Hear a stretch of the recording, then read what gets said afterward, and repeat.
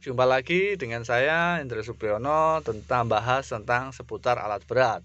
Hari ini kita akan membahas tentang monitor panel part 2, yaitu kita akan membahas fungsi-fungsi dari monitor panel masing-masingnya ya. Kemarin kan di part 1 lampu kemarin ini belum terbahas karena unitnya sudah tua. Sekarang kita bahas di satu-satunya. Bagaimana cara melihat lampu ini? Kita bisa dengan cara menekan tombol bulb check lamp di sini ya. Untuk bulb check lamp ini, ketika kita tekan, dia akan munculkan gambar lampu seperti ini nih. Nah, lampu-lampu yang di monitor panel di sini, dia akan mengindikasikan tentang fungsinya masing-masing.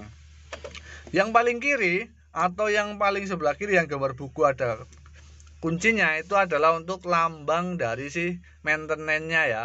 Sedangkan untuk di sampingnya ada gambar baterai caution lamp. Nah, baterai caution lamp ini untuk mengindikasikan tentang fungsi atau terjadi keabnormalan dari sistem charging. Di sampingnya ada hidrolik temperatur caution lamp, dia akan membaca temperaturnya dari hidrolik. Dia akan menyala ketika terjadi keabnormalan atau hidroliknya overhead. Di sampingnya ada engine oil pressure caution lamp. Engine oil pressure caution lamp itu berfungsi untuk mengetahui ketika terjadi keabnormalan dari sistem engine ya, dari segi oil pressure-nya. Di sampingnya ada brake caution lamp, pressure caution lamp.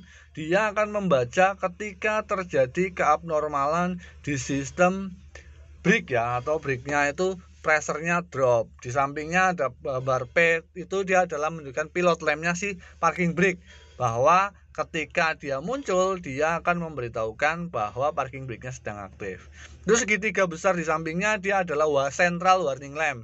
Nah, ketika muncul error 03 atau error 02 dan dia bermasalah pada sistem, dia akan muncul. Biasanya dia ketika muncul diikuti dengan buzzer alarm ya, Pak. Terus di pojok kiri bawahnya yang paling bawah di sini dia adalah untuk engine atau monitor panel caution lamp ya. Jadi dia akan membaca ketika terjadi keabnormalan yang berhubungan dengan maintenance atau monitor panel. Di sampingnya ada engine monitor caution lamp, dia adalah ketika terjadi keabnormalan yang berhubungan dengan engine controller. Yang berikutnya ada transmission caution lamp.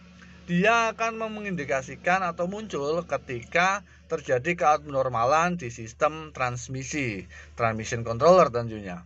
Terus di sampingnya ada brake caution lamp ya. Nah, dia akan muncul atau nyala warning ketika terjadi keabnormalan di sistem retarder controller. Di sampingnya ada tail caution lamp. Tail caution lamp ini fungsinya adalah dia akan mengindikasikan ketika unit ini miring ya, dan kita melakukan dumping atau beresiko untuk rebah. Dan di sampingnya ada gambar seat belt caution lamp. Dia akan menyala ketika kita beroperasi dan seat beltnya tidak kita gunakan. Terus di sisi kanan di sini ada caution lamp kanan nih. Nah, dia ada 5 yang menyala ya. Jadi sebelah kiri ada retarder pilot lamp, dia akan membagikan bahwa retardernya aktif ketika kita gerakan. Pilot lamp berikutnya yang paling ujung adalah ASR pilot lamp. ASR pilot lamp di sini dia akan nyala ketika kita mengaktifkan atau menggunakan mode kerja si ASR-nya. Terus di samping bawah paling kiri dia adalah punyanya si dumb body caution lamp. Dia akan menyala ketika kita travel dan dumb body posisinya tidak floating ya, atau sedang dia posisi hold. Terus yang berikutnya ada emergency steering caution lamp. Emergency steering caution lamp ini fungsinya adalah untuk memberitahukan bahwa emergency steering sedang bekerja. Sedangkan di sampingnya adalah preheating caution lamp. Preheating caution lamp di sini ketika kita melakukan preheating system. Terus di bagian tengah di sini adalah tentang untuk pembacaan odometer, service meter maupun untuk service mode maupun operator mode. Nah, bagaimana cara masuknya? Kita dengan cara menekan tombol di sini. Nah, untuk mode operator mode kita cukup menekan tombol yang di sini di atas satu kali. Lihat yang di sini tadinya dia membaca HM. Ketika kita tekan satu kali, dia akan berubah menjadi backward auto. Baru kita kemudian menekannya ke bagian atasnya satu kali. Nah, dia akan dipilih nih. Di sini akan berisi tentang maintenance monitor ya. Maintenance monitor di sini dia akan digunakan untuk ketika kita melakukan servis nih, mengetahui. Di situ juga digunakan untuk memasukkan nomor telepon. Kemudian di berikutnya ada pemilihan bahasa. Di situ juga ada pemilihan kecepatan. Nah, karena di HD ini mempunyai 2 kecepatan mundur, dia bisa kita pilih mau RH maupun RL. RH ini adalah kecepatan reverse high, sedangkan RL ada reverse low. Fungsinya adalah untuk membuat mau mundurnya ini kencang atau lambat. Terus berikutnya di atas ada menu PLM. PLM di sini kita gunakan untuk ketika kita terjadi keabnormalan PLM. Misalkan PLM-nya dia tidak normal, maka kita bisa menekan di situ untuk masuk menu PLM-nya. Kita bisa menekan enter di tombol switch selector switch-nya ya. Ketika kita enter di situ kita bisa memilih menu calibration ketika kita tekan enter. Nah, setelah kita memilih calibration maka dia akan berkedip dan seperti ini kita bisa melakukan prosedur kalibrasinya ya, dengan cara menjalankan unit dengan kecepatan paling maksimal adalah 10 km per jam dengan jalan datar dan lurus dan dengan kecepatan D ya, atau gigi kecepatan di D.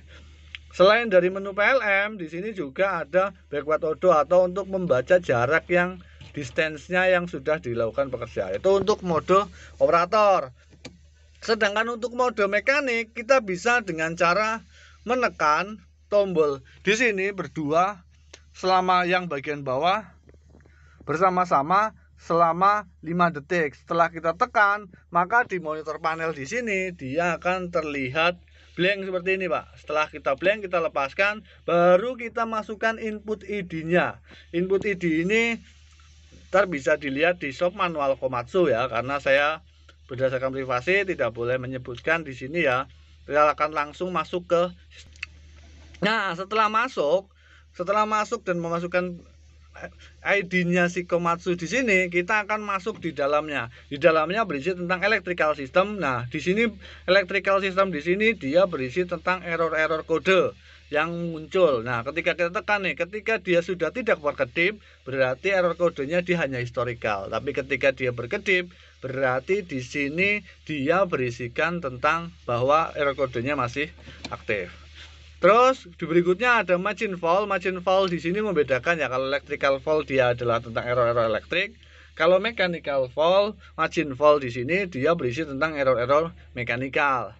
Terus berikutnya di situ juga ada real time monitor. Real time monitor ini kita gunakan ketika kita melakukan PPM monitor panel, Pak. Di situ banyak, kalau ketika kita tekan enter, kita di situ berisikan tentang monitor panel system, transmission system, engine subsystem, brake system, VMS system, dan to item atau pemilihan item bersama-sama sekaligus 2 kali.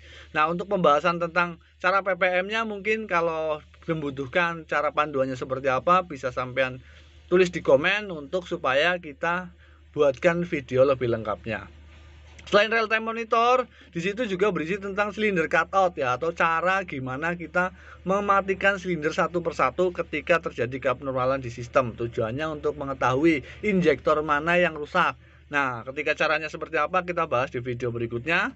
Di berikutnya ada no injection. No injection di sini adalah ketika kita melakukan cranking. Jadi ketika kita cut out di sini, maka nih cranking ready, berarti dia ketika kita nyalakan cranking ready di sini, berarti ketika kita start unit nggak bakal bisa running ya, atau cuman mati saja. Kemudian ketika enter, berikutnya ada tuning. Tuning ini kita lakukan untuk mensinkronisasi antara ECMV dan juga sistem transmission controller. Kapan dilakukan adalah ketika kita mengganti ECMV maupun mengganti transmission controller. Terus di sini juga ada maintenance monitor. Maintenance monitor ini berisi tentang bagaimana caranya kita mereset.